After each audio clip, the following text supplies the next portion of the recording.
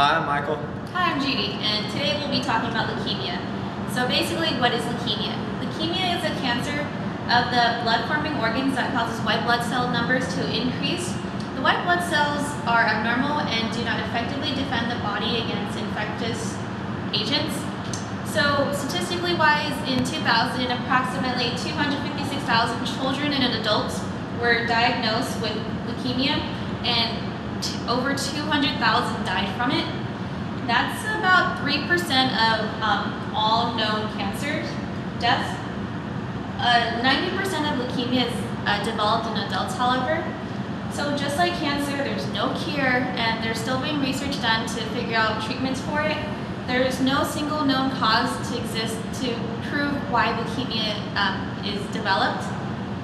Like cancer, leukemia results from mutations in the DNA, specifically in the bone marrow. And in order to diagnose it, there needs to be repeated complete blood counts and a very rigorous and painful bone marrow examination, which you can see right over here. They take a 2 millimeter wide needle that is 3 centimeters long, and will go right into your hip bone, so your posterior iliac crest, which is like right there.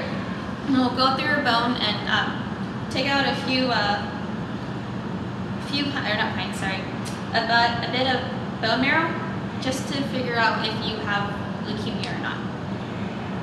Alright, before you can understand leukemia, you have to understand cancer. So what is cancer? Mostly when people hear cancer, they go, oh, cancer, you know, bad. But cancer is actually the multiplication of cells, unnecessary cells, cells that you don't need, more cells than you should have. And a picture here is the white blood cells multiplying, because in leukemia it's a multiplication of white blood cells. And basically, like we said earlier, they do not effectively defend the body against infectious agents. So basically they're imposters. And in the procedure here, notice people with leukemia, they go under a very different procedure. It's not like a lot of other diseases where you are placed on your back. Instead, you are placed on your stomach, that way they can get into your back. Because, like we said earlier, they're trying to get into your hip.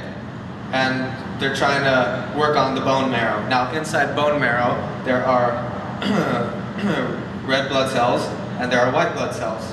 Now, there are different kinds of white blood cells. We have lymphocytes, monocytes, eosinophils, basophils, and neutrophils. And there are 4 kinds of leukemias.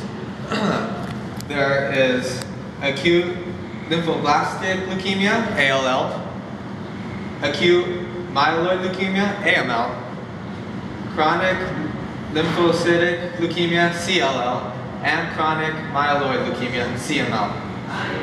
The first one, AML, is a fast-growing cancer in which the body produces a large number of immature white blood cells. These cells are found in the blood, bone marrow, lymph nodes, spleen, and other organs.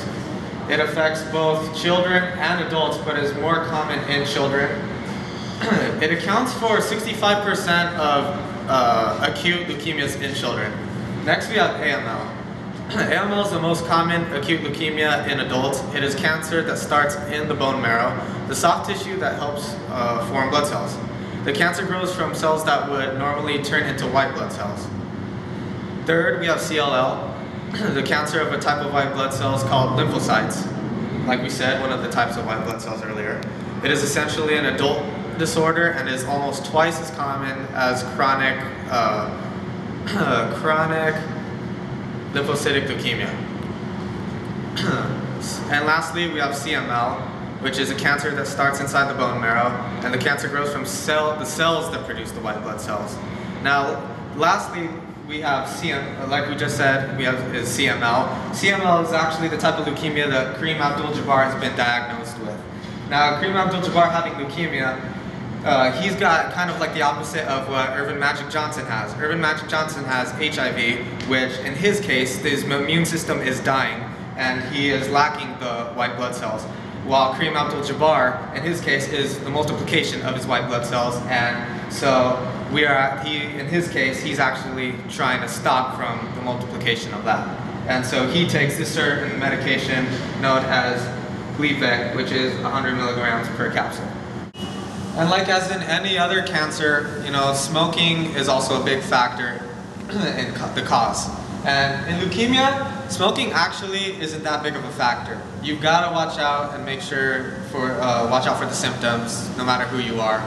Yes, smoking does increase the chances, but by very little. And obviously, while you have leukemia, if you were to smoke, also would increase your chances of death. So, just want to recap on smoking doesn't have as big of a factor, but is also very dangerous at the same time. And basically, in leukemia, while the white blood cells are basically imposters and they're not doing their job, they're just multiplying, they're unable to defend everything else in the body. And if you're unable to defend everything else in the body, imagine living a life where you can't even walk anywhere and get any sort of injury, such as a simple cut on your hand or anything, because any type of virus or bacteria will just destroy every little thing in your body. And for example, one thing they can attack are the red blood cells, because white blood cells obviously can help and defend for red blood cells. And now that the white blood cells aren't there, the red blood cells won't have the antibodies to defend from antigens. And an antigen is a substance that induces the formation of antibodies because it is recognized by the immune system as a threat. And as you can see here, this is a quick little basic chart of the signs and symptoms that you should look for. So some of the basic things you will notice that you might have leukemia is that there's obvious damage to the bone marrow. So that's what you can tell from doing the test to figure out your blood counts.